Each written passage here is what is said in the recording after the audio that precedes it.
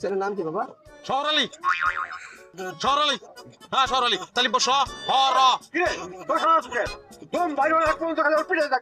খবরদার খবরদার অত হত্যা না যে কাছে আমি আসতে পারি আরে আজকে বিয়াটা তো আমার লোকের আর কথা ছিল তুমি সমস্যাটা কোন জায়গায় করতে খবরদার একদম সম্পা আমি তোমার বিয়ে করবো তোমার সালাম বাস তুমি রাজি না হইলে ওরা মারার আগে এটা পেটে ঢুকে মেরে দেবো।